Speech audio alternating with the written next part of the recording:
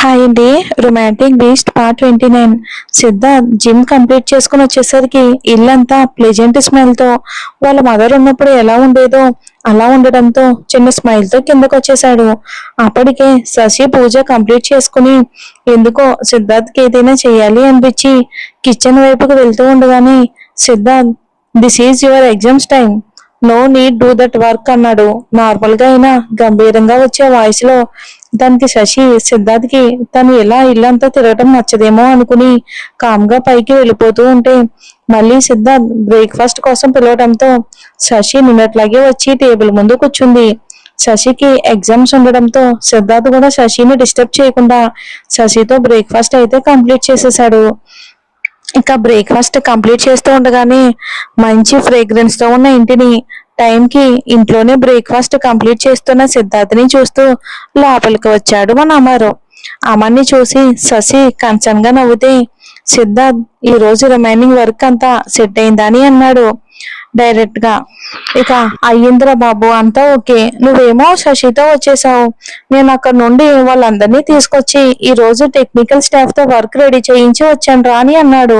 దానికి సిద్ధార్థ్ ఓకే అని అనగానే అమర్ ఫ్రెష్ అవ్వడానికి తన ఓన్ మనీతో ఎప్పుడో ఇల్లు కనుక్కున్న సిద్ధార్థ్ లైఫ్ స్టైల్ కి ఎప్పుడు ఎక్కడ ఉంటాడో తెలియక ఆ ఇంట్లోనే ఉండటం వలన అక్కడే తన కోసం కూడా అక్కడే ఒక రూమ్ ఉండడంతో పైకి వెళ్ళిపోయాడు.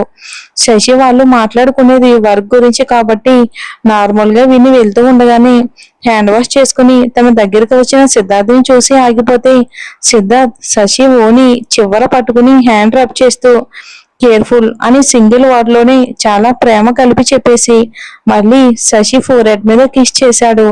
శశి అలా చూస్తూ ఉండగానే వెళ్ళిపోయాడు. సిద్ధార్థ్ పట్టుకున్న ఓనీని చూసిన శశి తను అనేది ఒకటి ఉందా అనేంతగా సిద్ధార్థ్ తనని ప్రేమిస్తూ తనలో నింపుకుంటున్నాడు అని తెలుసుకోలేని శశి, మీరు ఇంత దగ్గర అయ్యారా నాకు అని హ్యాపీగా ఫీల్ అవుతూ పైకి వెళ్ళి మళ్ళీ చదువుకోవడం స్టార్ట్ చేసింది శశి. సిద్ధార్థ్ వెళ్ళిన కాసేపటికే అమర్ కూడా సిద్ధార్థ్ దగ్గరికి వెళ్ళిపోయాడు. మూవీలో కొద్దిగా టెక్నికల్ వర్క్ కోసం చూస్తున్న సిద్ధార్థ్కి రాజ్ నుండి వచ్చిన I want to meet you alone అన్న రాజ్ మెసేజ్ కి సిద్ధార్థ్ ఓకే అని టైం లొకేషన్ పంపించి రాజ్ తనతో అంత పర్సనల్ గా మాట్లాడాల్సిన నీడ్ ఏముంది అని ఆలోచిస్తూ ఉండగానే అమర్ ఏమైంది అని అడగడంతో నథింగ్ అంటూ వర్క్ అయితే కంప్లీట్ చేశారు. సిద్ధార్థ్ వెళ్ళిన దగ్గర నుండి చదువుకుంటూనే ఉన్న శశికి ఆఫ్టర్నూన్ చాలా బోర్గా అనిపించి కూర్చోగానే అప్పుడే కోడ్లెస్ ఫోన్ మేడ్ వచ్చి ఇవ్వటంతో హలో ఎవరు అంటూ ఫోన్ తీసుకున్న శశికి ఏంజిల్ అని అంటూ చాలా సాఫ్ట్ గా ప్రేమగా వినిపించిన సిద్ధార్థ్ వాయిస్ కి తను అప్పటి వరకు మిస్ అవుతున్న ఎమోషన్ సిద్ధార్థ్ అని అర్థమై చిన్న స్మైల్ తో హా అని అంది. ఆ పేరుని మళ్ళీ మళ్ళీ తనలోనే తలుచుకుంటూ సిద్ధార్థ్ కూడా శశి ఆ అని చిన్న మాటకి ఒక్క క్షణం సైలెంట్ అయ్యి did you completed your lunch అని అన్నాడు. శశి సిద్ధార్థ్ మాటకే వచ్చిన హ్యాపీనెస్ తో హా ఇప్పుడే, మరి మీరు అని అడిగింది. సిద్ధార్థ్ ఓకే బాయ్ కేర్ఫుల్ అంటూ ఫోన్ కట్ చేయడంతో శశి సిద్ధార్థ్ దీనికోసమే కాల్ చేశారా అనుకుంటూ ఉంది. కానీ సిద్ధార్థ్ రోజు కోపడుతూనే శశిని ఎవ్రీ మినిట్ తన కళ్ళ ముందు చూస్తూ ఉండటంతో ఇప్పుడు మిస్ అవుతున్న ఫీలింగ్ ని హ్యాండిల్ చేయడానికి కాల్ చేశాడు అని శశి మాట్లాడిన ఆ 2 words కూడా అతనికి చాలా ఇంపార్టెంట్ అని శశికి తెలియదు. మరి ఎప్పుడు అర్థం చేసుకుంటుందో ఏంటో. అమర్కి వేరే వర్క్ లో బిజీ చేసి ఇక రాజ్ కోసం వచ్చిన సిద్ధార్థ్కి శశి మీద కోపంతో సిద్ధార్థ్కి ఎలా అని ఈ విషయాన్ని చెప్పాలి అని చూస్తున్న తనకి సిద్ధార్థ్ అసలు ఈ విషయాన్ని నమ్ముతాడా అన్న డౌట్ రేజ్ అయిన తను సిద్ధార్థ్ మూవీలో యాక్ట్ చేసే టైంలో గాయత్రికి సిద్ధార్థ్కి బిల్డ్ అయిన బ్రదర్ అండ్ సిస్టర్ బాండ్తో పాటు గాయత్రి లేదు అని తెలిసినప్పుడు సిద్ధార్థ్ ఫీల్ అవడం గుర్తొచ్చి సిద్ధార్థ్కి ఎంత శశి అంటే ఇష్టం ప్రేమ ఉన్నా సిద్ధార్థ్ అంత ఈజీగా గాయత్రి దూరం అవడానికి రీజన్ అయిన శశిని ఎక్స్క్యూజ్ చేయడు అని అనుకుంటూ ఉన్న రాజు ఇక సిద్ధార్థ్ రావడంతో అటువైపుకు చూశాడు. ఎప్పుడు స్మైల్ తో ఉండే రాజ్ ఫేసు ఎందుకంత సీరియస్ గా ఉందోనని అజ్యూమ్ చేస్తూ తను కూడా గంభీరంగానే రాజ్ ముందుకు వచ్చాడు సిద్ధార్థ్. రాజ్ డైరెక్ట్ గా పాయింట్ లోకి వస్తూ సిద్ధార్థ్ వైపుకు చూస్తూ, నీకు గాయత్రి చనిపోయినప్పుడు నీకు తన డెత్ కి రీజన్ ఒక అమ్మాయి కేర్లెస్నెస్, తన రూట్ నేచర్ అని చెప్పాను కదా గుర్తుందని అన్నాడు. సిద్ధార్థ్కి ఇంత సడన్ గా రాజ్ అసలు ఎలా ఎందుకు అడుగుతున్నాడో తెలియకుండా గాయత్రితో తన బాండింగ్ ని గుర్తు చేసుకుంటూ అని అన్నాడు సిద్ధార్థ్. రాజ్, నేను ఆ అమ్మాయి కోసం వెతుకుతున్నట్టు తన హ్యాపీనెస్ ని స్పాయిల్ చేయాలి అనుకున్నట్టు కూడా నీకు తెలుసు కదా అని సూటిగా అడిగాడు రాజు సిద్ధుని. రాజ్ క్వశ్చన్ కి సిద్ధార్థ్ రాజుని చూస్తూ సైలెంట్ గా ఏం మాట్లాడకుండా హెడ్ మూవ్ చేయడంతో రాజు సూటిగా సిద్ధార్థ్ని చూస్తూ, నేను అందరికంటే ఎక్కువగా హేట్ చేసేది, నేను స్పాయిల్ చేయాలి అని చూసేది నా గాయత్రి చనిపోవటానికి రీజన్ ఎవరో కాదు, ఇప్పుడు నీ ఇంట్లో ఉంటూ నీ మనసులో నువ్వు ప్రేమిస్తున్న శశినే, శశిరేఖ, తనే నా గాయత్రి చనిపోవటానికి రీజన్ అన్నాడు. అప్పటికే శశి మీద కోపాన్ని ఆపుతూ ఉండటం వలన పెద్దగా వచ్చిన వాయిస్తో ఆ మాట వినగానే సిద్ధార్థ్ ఫేస్ తెలియకుండానే ఒక్కసారిగా గంభీరంగా మారిపోయింది. మరి సిద్ధార్థ్ రాజ్ చెప్పింది నమ్ముతాడా? రంజిత్ ఏం ప్లాన్ చేశాడో చూద్దాం. రేపటికి ఎగ్జామ్ కోసం ఫుల్ గా ప్రిపేర్ అయిన శశి మాత్రం సిద్ధార్థ్ ని మిస్ అవుతూ ఇంకా రాని సిద్ధార్థ్ కోసం వెయిట్ చేస్తూ కూర్చుంది. ఆ రోజే షూటింగ్ నుండి ఇంటికి వచ్చిన రంజిత్ ఆ రోజు షూట్ లో శశితో మిస్బిహేవ్ చేశాక జరిగింది తలుచుకుని ఇప్పటి వరకు శశిని ఇంటెన్షన్ గా హామ్ చేయాలని చూడని రంజిత్ శశి వరకు వస్తే అసలు ఏం జరుగుతుందో అని ఒక ఐడియా ఉన్నా సరే శశి లైఫ్ నైతే నాశనం చేయాలని గట్టిగా ఫిక్స్ అయిపోయాడు రంజిత్. సిద్ధార్థ్ ఒక్కసారిగా రాజు మాటలు వినగానే what are you talking Raj అని అన్నాడు చాలా సీరియస్ గా. రాజు సిద్ధార్థ్ కోపంగా ఉన్న ఫేస్ ని చూస్తూ, నేను చెప్పేది నిజం Siddharth, she's not innocent girl, she's ruthless. తనే కరెక్ట్ గా థింక్ చేసి ఉంటే ఈ రోజు నా గాయత్రి నాతోనే ఉండేది, నా లక్కీకి అమ్మ ఉండేది, మేమిద్దరం ఇలా ఉండడానికి ఆ అమ్మాయే కారణం అని రాజు మాట కంప్లీట్ అవ్వకముందే తన గొంతును బిగించిన సిద్ధార్థ్ పట్టుకు అక్కడే ఆగిపోయాడు. ఇంకొక మాట మాట్లాడినా నువ్వు నా ఫ్రెండ్వి అని కూడా చూడను, అండ్ తన గురించి కొంచెం రాంగ్ గా మాట్లాడడానికి కూడా ట్రై చేయకు, because not only innocent girl, she's my wife, moreover she's very pure అని ఆ వర్డ్స్ ని చాలా ఒత్తి పలుకుతూ చెప్పి రాజ్కి ఊపిరాడక దగ్గుతున్నా కానీ అలానే పట్టుకున్నాడు సిద్ధార్థ్ కోపంతో.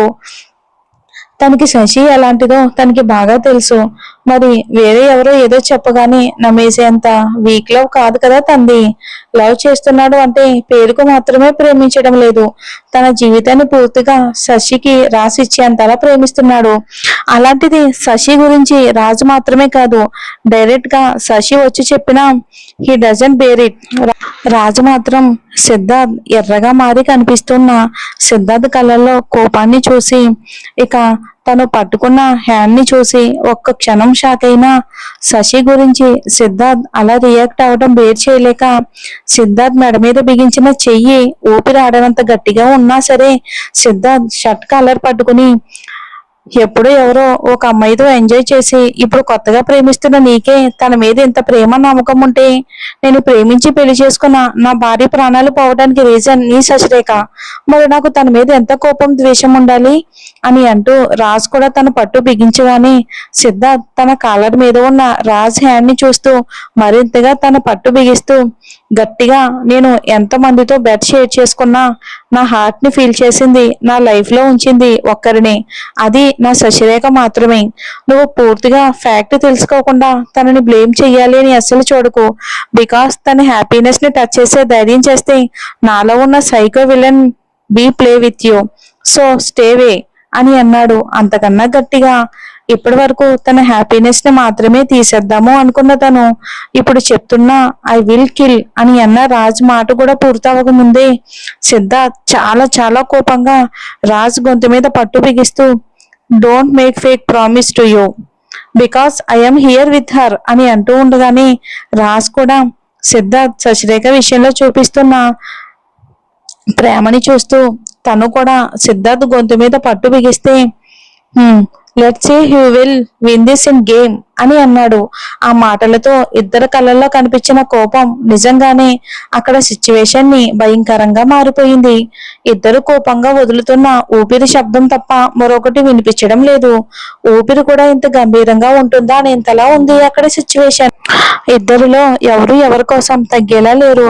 ఒకరిది ప్రాణంగా ప్రేమించిన భార్య దూరం అయ్యింది అన్న బాధ అయితే, మరొకరిది తనని ప్రాణంగా మార్చుకున్న అమ్మాయి మీద పెంచుకున్న ప్రేమ. మరి ఇద్దరు వ్యక్తుల మీద ఇద్దరికీ ఉన్న ప్రేమ ఎవరి ఆనందాలను గెలిపిస్తుందో, ఎవరి ప్రాణాలను తీసుకుంటుందో ఏంటో.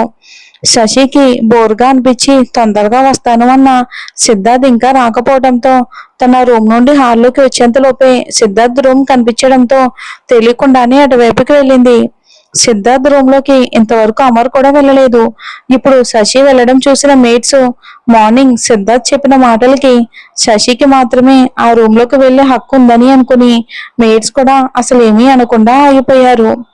సిద్ధార్థ్ రూమ్ లోకి వస్తున్న శశికి సిద్ధార్థ్ ఆ రూమ్ లో లేడు అని తెలిసినా ఆ తెలియని ఫీల్ తనని చుట్టేస్తూ ఉంటే ఆ రూమ్ లోకి అడుగు పెట్టింది శశి.